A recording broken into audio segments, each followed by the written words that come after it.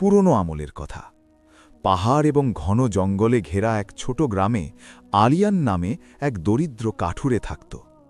এই গ্রাম নীলগিরি পাহাড়ের পাদদেশে অবস্থিত ছিল, যেখানে সূর্যের আলো দেরিতে পৌঁছত এবং সন্ধ্যার অন্ধকার সময়ের আগেই ডেরা জমিয়ে নিত।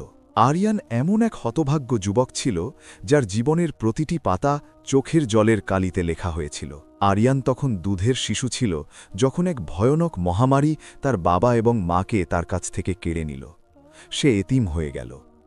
যে বয়সে শিশুদের মায়ের লড়ি আর বাবার কাঁধের প্রয়োজন হয়, সেই বয়সে আরিয়ান উত্তরাধিকার সূত্রে পেল ক্ষুধা, একাকিত্ব আর গ্রামবাসীর ঘৃণা। গ্রামের মানুষ তাকে অলক্ষণে বলত। তাদের বিশ্বাস ছিল যে আরিয়ানের জন্মের সাথেই গ্রামের বরকত চলে গিয়েছিল। সে গ্রামের একেবারে শেষ প্রান্তে জঙ্গলের সীমানা ঘেঁষা এক ভাঙা কুঁড়েঘরে থাকত। শীতের রাতে যখন বরফ শীতল হাওয়া চলত, তখন তার কুঁড়েঘর এমনভাবে কাঁপত যেন কোনো অসুস্থ শিশু। আরিয়ানের দিন সূর্য ওঠার আগে শুরু হতো আর চাঁদ ওঠার পর শেষ হতো।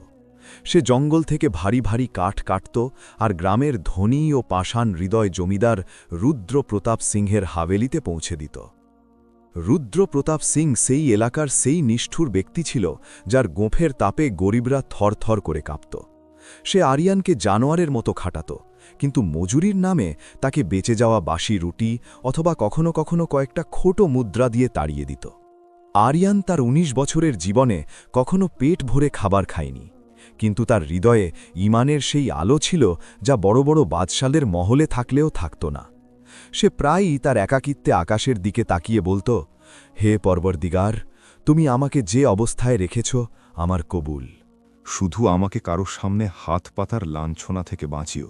এক সন্ধ্যার কথা, রমজান মাস কাছেই ছিল, জঙ্গলে নীরবতা ছেয়েছিল।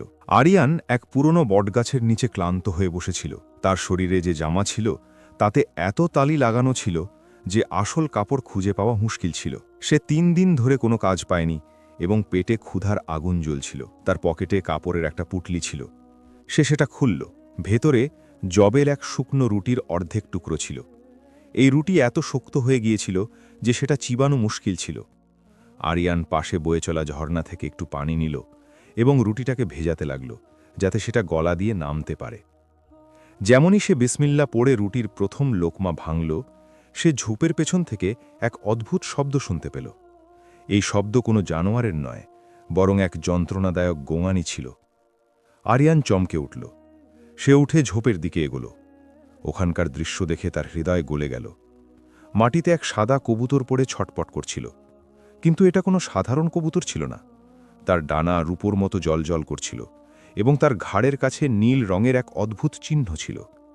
এক বিষধর সাপ তাকে দংশন করার চেষ্টা করেছিল, যার ফলে তার একটা ডানা মারাত্মকভাবে জখম হয়ে গিয়েছিল এবং রক্ত ঝরছিল। কবুতরটির চোখে অসহায়ত্ব ছিল। সে ওড়ার চেষ্টা করছিল, কিন্তু যন্ত্রণায় ছটপট করে পড়ে যাচ্ছিল। আরিয়ান নিজের ক্ষুধার কথা ভুলে গেল। তার বাবার বলা কথা মনে পড়ে গেল, বেটা আরিয়ান, আল্লাহর মখলুকের ওপর রহম করো, আসমানওয়ালা তোমার ওপর রহম করবেন। আরিয়ান তার ছেঁড়া পাংড়ি থেকে একটা টুকরো ছিঁড়ল এবং সেই কবুতরের জখমে পট্টি বাঁধল। তারপর সে তার সেই শেষ রুটিটি, যা তার জীবনের সম্বল ছিল, সেটা নিজের হাতে গুঁড়ো করল এবং কবুতরের ঠোঁটের কাছে নিয়ে গেল। নে ছোট্ট প্রাণ, আরিয়ান আদর করে বলল, তোর এটার বেশি প্রয়োজন। আমি তো ক্ষুধায় অভ্যস্ত, কিন্তু তুই নাজুক। আরিয়ান নিজের অংশের খাবার সেই পাখিটিকে খাইয়ে দিল। কবুতরটি দানা খুঁটে খেল এবং আরিয়ানের হাতের তালু থেকে পানি পান করল। হঠাৎ জঙ্গলের হাওয়া থমকে গেল। বাতাসে উদ এবং গোলাপের সুবাস ছড়িয়ে পড়ল। এত তীব্র যে আরিয়ানের নেশার মতো হতে লাগল। দেখতে দেখতে সেই সাদা কবুতর এক সোনালি ধোঁয়ায় রূপান্তরিত হয়ে গেল। সেই ধোঁয়া কুণ্ডলি পাকিয়ে এক মানবী রূপ ধারণ করল। যখন ধোঁয়া কাটল, তখন আরিয়ানের চোখ ছানা বড়া হয়ে গেল। তার সামনে এক মেয়ে দাঁড়িয়েছিল। না, সে মেয়ে নয়, হুরপরি ছিল। তার রূপ এমন ছিল যে সে যদি অন্ধকারে হাসত, তবে প্রদীপের প্রয়োজন হতো না। তার চোখ হরিণীর মতো বড় আর হ্রদের মতো গভীর ছিল। সে সবুজ রঙের রাজকীয় পোশাক পরেছিল, যার ওপর এমন তারা বসানো ছিল যা আসলে আসমানের তারা বলে মনে হচ্ছিল। সে জিনজাদি নূরজাহান ছিল, জিনদের বাদশার মেয়ে। আরিয়ান ভয়ে পিছিয়ে গেল এবং নজর নিচু করে নিল। বেয়াদবি মাফ করবেন, আপনি আপনি কে? নূরজাহান এক স্বর্গীয় হাসির সাথে বলল, ভয় পেও না হে নেক ইনসান, আমি পরিস্থানের শাহজাদি নূরজাহান। আমি আমার সখীদের থেকে পিছিয়ে এই জঙ্গলে রাস্তা হারিয়ে ফেলেছিলাম এবং এক শয়তানি সাপ আমাকে ঘিরে ফেলেছিল। আমি আহত ছিলাম এবং আমার জাদুকরী রূপ সংকুচিত হয়ে এক কবুতরে বদলে গিয়েছিল। আমার আসল অবস্থায় ফিরে আসার জন্য সাচ্চা কুরবানির প্রয়োজন ছিল। নূরজাহানের চোখে জল এসে গেল। সে আরও বলল, মানুষ তো একে অপরের হক মেরে খায়, কিন্তু তুমি তোমার শেষ রুটিটি আমার মতো এক অজানা মাখলুকের ওপর কুরবানি করে দিলে। তোমার এই নেকি আমাকে কিনে নিয়েছে আরিয়ান। আরিয়ান কাঁপতে কাঁপতে বলল, আমি কোনো এহসান করিনি, এটা তো আমার ফরজ ছিল। নূরজাহান হাওয়ায় হাত নাড়াল। এক জিনের ওয়াদা রইল আরিয়ান, যে হাত আমাকে খাবার খাইয়েছে সেই হাত আর কখনো খালি থাকবে না। আজ থেকে আমি তোমার হেফাজতকারী। পরদিন সকালে যখন আরিয়ান ঘুম থেকে উঠল, তখন তার মনে হল সে কোনো স্বপ্ন দেখছে। তার কুড়েঘরের বাইরে, যেখানে কাল পর্যন্ত কাঁকর আর পাথর ছিল, সেখানে জাফরানের ফসল লহলহা করছিল। জাফরানের সুবাসে পুরো বিরান এলাকা মৌ মৌ করছিল। ঘরের ভেতরে মাটির পাত্রে চমৎকার খাবার আর তাজা ফল রাখা ছিল। আরিয়ানের জীবন বদলে গেল, কিন্তু সে নিজের সত্তা বদলাল না। সে এখনও সেই সাদাটে পোশাক পরত এবং নামাজ পড়ত। পার্থক্য শুধু এটুকুই ছিল যে এখন সে গ্রামের প্রতিটি গরিব, ইয়েতিম আর বিধবাদের ঘরে রাতের অন্ধকারে আনাজের বস্তা রেখে আসত। কিন্তু হিংসা মানুষের সবচেয়ে বড় শত্রু। জমিদার রুদ্রপ্রতাপ সিংহের হাভেলি পর্যন্ত এই খবর পৌঁছে গেল। রুদ্রপ্রতাপ যে কাল পর্যন্ত আরিয়ানকে পোকামাকড় মনে করত, আজ তার উন্নতি দেখে জ্বলে পুড়ে মরল। ওই দুকড়ির কাঠুরের কাছে এত টাকা কোথা থেকে এলো? রুদ্রপ্রতাপ নিজের গোঁফে তা দিতে দিতে ভাবল, নিশ্চয়ই সে কোনো গুপ্তধন লুট করেছে, যা আসলে আমার হওয়া উচিত ছিল। রুদ্রপ্রতাপ তার লাঠিয়ালদের নিয়ে আরিয়ানের ওপর নজরদারি শুরু করে দিল। এক জ্যোৎস্না রাতে সে আরিয়ানের কুড়েঘরের জানালা দিয়ে উঁকি মেরে দেখল। ভেতরের দৃশ্য দেখে রুদ্রপ্রতাপের পায়ের তলা থেকে মাটি সরে গেল। আরিয়ান দাস্তারখানের ওপর বসেছিল, আর এক নুরানি ছায়া শূন্যে ভাসছিল। জিন? ইয়াখুদা, ও জিন পুষে রেখেছে? রুদ্রপ্রতাপ বিড়বিড় করে বলল। ভয়ের সাথে সাথে তার হৃদয়ে এক কালো লোভ জেগে উঠল। যদি এই জিন আমার কবজায় চলে আসে, তবে আমি পুরো সালতানাতের বাদশাহ হয়ে যাব। রুদ্রপ্রতাপ সিংহ সেই মুহূর্তেই শহরের সবচেয়ে বিপজ্জনক কালো জাদুকর নজুমির কাছে গেল। নজুমি শ্মশানে থাকত এবং জিনদের বন্দি করে তাদের দিয়ে গোলামি করাত।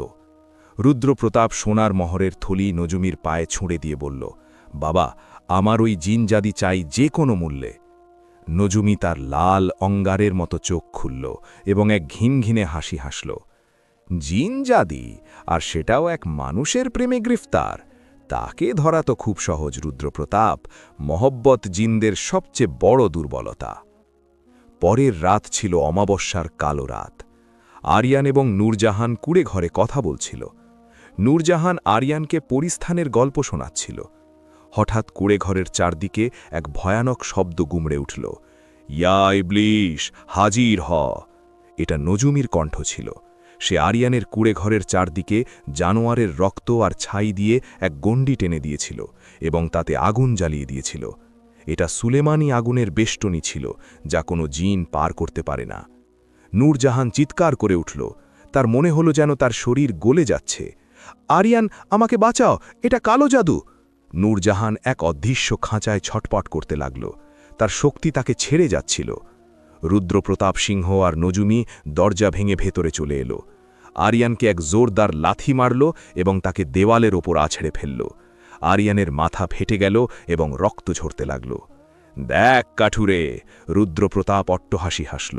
তোর প্রেমিকা এখন আমার দাসী হবে, আর তুই আজ এখানেই মরবি। নজুমি তার মন্ত্র পড়ছিল। নূরজাহানের দম বন্ধ হয়ে আসছিল। সে ধীরে ধীরে ধোঁয়ায় বদলে নজুমির কাছে রাখা এক কাঁচের বোতলের দিকে টেনে যাচ্ছিল। নূরজাহান কাঁদতে কাঁদতে আরিয়ানের দিকে তাকাল। আরিয়ান, আমার কাছে এসো না, তুমি পুড়ে যাবে। আরিয়ান যে রক্তাক্ত অবস্থায় মাটিতে পড়েছিল, সে নূরজাহানকে ছটপট করতে দেখল। সেই মুহূর্তে তার না নিজের অভাব মনে থাকল, না নিজের যোগ্যতা। তার শুধু সেই ওয়াদা মনে থাকল যা সে নিজের হৃদয়ের সাথে করেছিল। আরিয়ান টলটলে উঠে দাঁড়াল। তার চোখে এক অদ্ভুত উন্মাদনা ছিল। রুদ্রপ্রতাপ, তুই আমার জান নিয়ে নে, কিন্তু ওকে ছেড়ে দে। রুদ্রপ্রতাপ হাসল। তুই কি করতে পারবি পোকা? আরিয়ান পাশে পড়ে থাকা তার কুড়াল তুলে নিল, কিন্তু নজুমি তার দিকে এক মুঠো ছাই ছুড়ল। আরিয়ানের মনে হলো কেউ তাকে লোহার শিকলে বেঁধে ফেলেছে। সে নড়তেও পারছিল না। নজুমি হাসতে হাসতে বলল, ব্যাস, আর একটা মন্ত্র এবং এই শাহজাদি বোতলে বন্দি। নূরজাহানের চিৎকার এখন ধীর হয়ে আসছিল। সে প্রায় বোতলের ভেতরে ঢুকে গিয়েছিল। আরিয়ানের অসহায়ত্ব তার সীমা ছাড়িয়ে গেল। সে আকাশের দিকে তাকালো এবং বুক ফেটে ডুকরে কেঁদে উঠল। আল্লাহ, যদি আমার মহব্বত সাচ্চা হয় তবে আজ আমাকে সাহায্য করো। আর তখনই কাহিনীতে সেই মোড় এলো যা সবার তাকদির বদলে দিল। আরিয়ান, যাকে জাদুতে বেঁধে রাখা হয়েছিল, তার বুক থেকে হঠাৎ এক তীব্র আলো ঠিকরে বেরোল। এই আলো তার কাপড়ের নিচে লুকিয়ে থাকা এক তাবিজে থেকে বেরোচ্ছিল, যা তাকে তার মরহুমা মা ছোটবেলায় পড়িয়ে দিয়েছিলেন। নজুমি মন্ত্র পড়তে পড়তে থেমে গেল। তার চোখ ছানা বড়া হয়ে গেল। এটা এটা কিসের নূর? নজুমি কাঁপতে লাগল। হঠাৎ আরিয়ানের শরীরে এমন এক শক্তি এলো যে জাদুর অদৃশ্য শিকল কাঁচের মতো ভেঙে চুরমার হয়ে গেল। আরিয়ান এক ঝটকায় আগুনের বেষ্টনীর ভেতরে লাফিয়ে পড়ল। সেই আগুন যা যে কোনো মানুষকে ছাই করে দিত আর যে কোনো জিনকে মেরে ফেলত। নূরজাহান চিৎকার করল, না আরিয়ান! রুদ্রপ্রতাপ খুশিতে চিৎকার করল, মরে গেল বেকুবটা! কিন্তু আরিয়ান পুড়ল না, বরং যেমনই আরিয়ান আগুনের মাঝে পৌঁছল, আগুনের শিখাগুলো তার পায়ে এভাবে নুয়ে পড়ল যেন গোলাম তার বাদশাকে সালাম করছে। আগুন তাকে রাস্তা দিয়ে দিল। নজুমি যে এতক্ষণ নিজের জাদুর উপর গর্ব করছিল, সে থরথর করে কাঁপতে লাগল। সে চিৎকার করে রুদ্রপ্রতাপকে বলল, রুদ্রপ্রতাপ, পালা, পালা এখান থেকে! রুদ্রপ্রতাপ অবাক ছিল। কেন? এই ছেলেটা পুড়ল না কেন? নজুমি যে সত্য প্রকাশ করল তা ওখানে থাকা প্রতিটি আত্মাকে কাঁপিয়ে দিল। নজুমি তোতলাতে তোতলাতে বলল, রুদ্রপ্রতাপ, এটা কোনো সাধারণ কাঠুরে নয়। যে আগুন একে রাস্তা দিয়েছে সেটা জিন জাতের রাজকীয় আগুন। এই তাবিজ আর ওর রক্ত বলছে যে ও সাধারণ আদমজাত মানুষ নয়, ওর রগের রাজকীয় জিনদের রক্ত বইছে।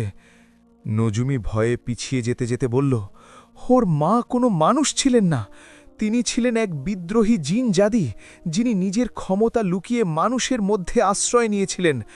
আরিয়ান হল মানুষ আর জিনের সেই দুর্লভ ও বিপজ্জনক মিলন, যার কথা আমাদের পুরনো কিতাবগুলোতে কিয়ামতের নিশানি হিসেবে আছে।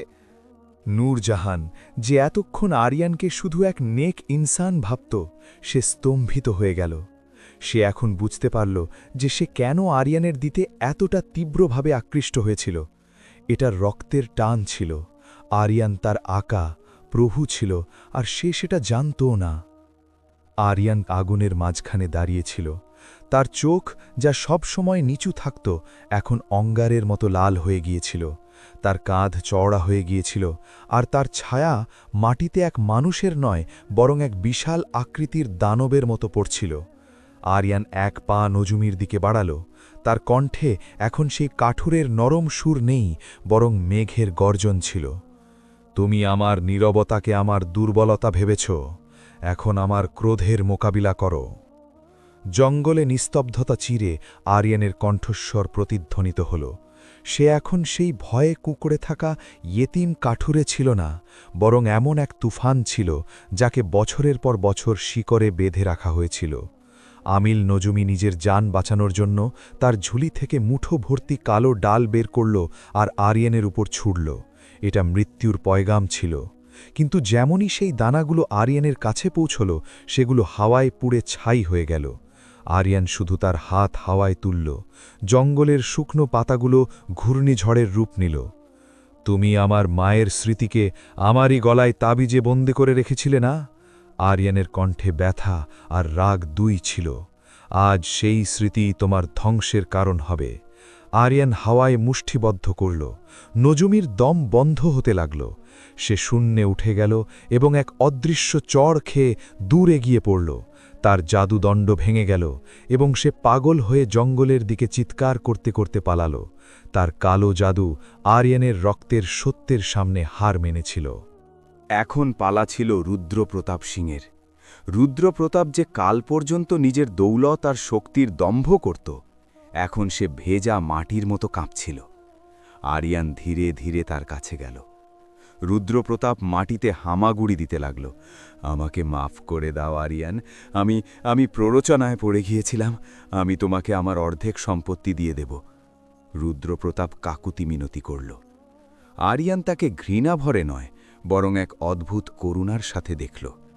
তার চোখ থেকে লাল রং এখন ধীরে ধীরে কমে আসছিল। রুদ্রপ্রতাপ, দৌলত মানুষকে ধনী করে না, তার বিবেক করে। তুমি আজও ফকির। আরিয়ান তাকে মারল না, সে শুধু বলল, যাও, আমি তোমাকে মাফ করলাম। কারণ যদি আমিও বদলা নেই, তবে আমাতে আর তোমাতে কি তফাৎ থাকবে? কিন্তু মনে রেখো, আজকের পর তুমি আর কথা বলতে পারবে না, যাতে তোমার জবান আবার কোনো নিরপরাধের ওপর বিষ উগলাতে না পারে। রুদ্রপ্রতাপ নিজের জান নিয়ে পালালো, কিন্তু তার কণ্ঠ চিরদিনের জন্য কেড়ে নেওয়া হয়েছিল। সে এখন শুধু তার হাভেলির দেওয়ালগুলোর সাথে ইশারায় কথা বলতে পারত। এটাই ছিল তার সাজা। এদিকে নূরজাহান তখনও মাটিতে বসেছিল। তার চোখে আরিয়ানের জন্য মহব্বতের সাথে সাথে এখন এক ভয় আর সম্মানও ছিল। আরিয়ান তার কাছে গেল এবং হাঁটু গেড়ে বসল। সে নিজের হাত দিয়ে নূরজাহানের মুখে লেগে থাকা ধুলো পরিষ্কার করে দিল। নূরজাহান, আরিয়ান নরম সুরে বলল, তুমি কি আমাকে ভয় পাচ্ছ? নূরজাহান তার হাত শক্ত করে ধরল। না আরিয়ান, আমি ভয় পাচ্ছি না, আমি অবাক হচ্ছি। তোমার রগে যে রাজকীয় বংশের রক্ত আছে, সেটা আমাদের জিনদের জন্যেও খুব শক্তিশালী। তুমি মানুষ আর জিনের মাঝখানের সেই সেতু, যাকে প্রকৃতি কোনো বিশেষ উদ্দেশ্যের জন্য বানিয়েছে। দুজনের চোখাচোখি হল। সব কিছু শান্ত হয়ে গিয়েছিল, কিন্তু এই শান্তি তুফানের আগের স্তব্ধতা ছিল। হঠাৎ আকাশের রং বদলাতে লাগল। চাঁদ লুকিয়ে গেল আর পুরো জঙ্গলে গাঢ় লাল রং ছেয়ে গেল। মেঘের গর্জনে পাহাড় কাঁপতে লাগল। হাওয়ায় এক ভারী আর কড়কড়ে আওয়াজ প্রতিধ্বনিত হল, কার এত বড় স্পর্ধা যে পরিস্থানের নিয়ম ভাঙল? নূরজাহানের মুখ ফ্যাকাশে হয়ে গেল। সে আরিয়ানের হাত শক্ত করে ধরে নিল। আমার আব্বাজান সুলতানে জিন্নাত এসে গিয়েছেন। আসমান থেকে কালো ধোঁয়ার এক বিশাল কুণ্ডলী নামল এবং তা এক 10 ফুট উচ্চতার প্রভাবশালী বাদশাহর রূপ ধারণ করল। তার চোখ জ্বলন্ত কয়লার মতো ছিল আর হাতে ছিল বিজলির তলোয়ার। তার পেছনে জিনদের পুরো ফৌজ। বাদশাহ নূরজাহানকে এক মানুষের সাথে হাত ধরা অবস্থায় দেখে তার রাগ সপ্তম আকাশে পৌঁছে গেল। আর যখন তার নজর আরিয়ানের ওপর পড়ল, তখন তিনি সেই মিশ্র রক্তের পরিচয় পেয়ে গেলেন। এক দোয়াশলা! বাদশাহর কণ্ঠ মেঘের মতো গর্জে উঠল। আমাদের পবিত্র বংশে এক মানুষের ভেজাল! এই অস্তিত্ব বেঁচে থাকার যোগ্য নয়। বাদশাহ তার তলোয়ার তুললেন। নূরজাহান, সরে যাও ওখান থেকে, আজ আমি এই ভুল মুছে দেব। কিন্তু নূরজাহান সরল না, সে আরিয়ানের সামনে ঢাল হয়ে দাঁড়িয়ে গেল। না আব্বাজান, যদি আপনি একে মারেন, তবে আপনাকে আগে আপনার মেয়েকে শেষ করতে হবে। বাদশাহ অবাক হয়ে গেলেন। তার নিজের মেয়ে এক সাধারণ মানুষের জন্য তার বিরুদ্ধে বিদ্রোহ করছিল। সরে যাও নূরজাহান, জিন আর মানুষের মিলন প্রকৃতির বিরুদ্ধে। এর মাও এই একই ভুল করেছিল, আর দেখো তার পরিণাম কি হয়েছিল। এই ছেলে ধ্বংস ডেকে আনবে। বাদশাহ এক আঘাত করলেন। নীল আগুনের গোলক আরিয়ানের দিকে ধেয়ে এলো। নূরজাহান সেটা আটকানোর চেষ্টা করল, কিন্তু সে বাদশাহর শক্তির সামনে দুর্বল ছিল। সে পড়ে গেল। আগুনের গোলক সরাসরি আরিয়ানের বুকের দিকে আসছিল। আরিয়ান পালালো না, সে তার চোখ বন্ধ করল এবং তার রবকে স্মরণ করল। সে তার 2 হাত বাড়িয়ে দিল, আঘাত করার জন্য নয়, আলিঙ্গন করার জন্য। ধামাকা হলো, কিন্তু এই ধামাকা ধ্বংসের ছিল না। যখন ধোঁয়া কাটল, তখন বাদশাহ আর তার পুরো ফৌজ স্তব্ধ হয়ে গেল। বাদশাহর আগুন আরিয়ানকে স্পর্শ করে গোলাপের পাপড়িতে বদলে গিয়েছিল। আরিয়ান অক্ষত অবস্থায় দাঁড়িয়েছিল। তার মুখে এক নুরানি ডিউটি ছিল। আরিয়ান ধীরে ধীরে তার চোখ খুলল আর বাদশাহর চোখের দিকে তাকাল। হে বাদশাহ, আরিয়ান আদবের সাথে বলল, আগুন দিয়ে তৈরি হয়েছেন, তাই পোড়াতে জানেন। আমি মাটি দিয়ে তৈরি, তাই সহ্য করতে আর জন্মাতে জানি। আমার মা মহব্বত করেছিলেন, কোনো গুনাহ নয়, আর মহব্বত আগুনে পোড়ে না। বাদশার হাত থেকে তলোয়ার খসে পড়ে গেল। আরিয়ানের চোখে তিনি তার সেই বোনকে দেখতে পেলেন, যাকে তিনি বহু বছর আগে হারিয়েছিলেন। সেই একই মাসুমিয়াত, একই জেদ আর একই সততা। বাদশার রাগ গলতে শুরু করল, কিন্তু তার অহংকার তখনও বাকি ছিল। তিনি বললেন, তোমার মধ্যে জিনদের রক্ত আছে, তুমি আমাদের সাথে পরিস্থান চলো, আমি তোমাকে শাহজাদা বানাবো, তুমি অমর হয়ে যাবে, কিন্তু তোমাকে তোমার মানবিক স্বভাব আর এই দুনিয়া ছেড়ে দিতে হবে। এটা এক প্রলোভন ছিল, অমরত্ব, বাদশাহী আর অঢেল ক্ষমতা। আরিয়ান নূরজাহানের দিকে তাকালো, তারপর তার ভাঙা ঘর আর সেই গ্রামের দিকে তাকালো যা তাকে সবসময় তাড়িয়ে দিয়েছিল। আরিয়ান হাসতে হাসতে জবাব দিল, বাদশাহ সালামাত, এক পাখি সোনার খাঁচায় বাদশাহ হয়ে থাকার চেয়ে খোলা আসমানে ফকির হয়ে ওরা পছন্দ করে। আমার কাছে আমার মৃত্যু আর আমার মাটিই প্রিয়। আমি মানুষ, আর মানুষ হয়েই মরতে চাই। আরিয়ানের এই জবাব শুনে বাদশার হৃদয় কেঁপে উঠল। তিনি আজ পর্যন্ত ক্ষমতার জন্য আপনজনের রক্ত ঝরতে দেখেছেন, কিন্তু আজ একজন রাজমুকুটকে প্রত্যাখ্যান করছে শুধুমাত্র নিজের মাটির জন্য। বাদশাহ এক গভীর দীর্ঘশ্বাস ফেললেন। তিনি নূরজাহানের দিকে তাকালেন। নূরজাহান, যদি তুমি এর সাথে থাকতে চাও তবে তোমাকে এক দাম দিতে হবে। নূরজাহান চোখের পলক না ফেলে বলল, সব দামই মঞ্জুর। বাদশাহ বললেন, তোমাকে তোমার জিন জাতের বয়স, তোমার জাদুকরী ক্ষমতা আর তোমার অমরত্ব ত্যাগ করতে হবে। তুমি এক সাধারণ মানুষ হয়ে যাবে, তুমি অসুস্থ হবে, বৃদ্ধা হবে এবং একদিন মরে যাবে। তোমার কি এটা মঞ্জুর? নূরজাহান হাসতে হাসতে আরিয়ানের হাত ধরে নিল। যে জীবনে আরিয়ানের সাথ নেই, সেই জীবন কিয়ামত পর্যন্ত হলেও আমার কাছে সাজা, আর এর সাথে কাটানো এক মুহূর্ত আমার কাছে সারা জীবনের মতো। আমার মানবিক মৃত্যু মঞ্জুর। বাদশাহ তার মেয়ের মাথায় হাত রাখলেন। তার চোখ থেকে যে জল পড়ল তা মাটিতে পড়ার সাথে সাথে মুক্ত হয়ে গেল। যাও, আজ থেকে তোমরা দুজনেই আজাদ। মহব্বত জিতে গেল আর আমার অহংকার হেরে গেল। বাদশাহ আর তার ফৌজ হাওয়ায় মিলিয়ে গেলেন। পরদিন সকালে যখন গ্রামবাসীরা দেখল, তখন আর আরিয়ানের কুঁড়েঘর বদলে গিয়েছিল। ওখানে কোনো প্রাসাদ ছিল না, বরং এক চমৎকার সাধারণ ঘর ছিল যার চারদিকে ফুলের বাগান ছিল।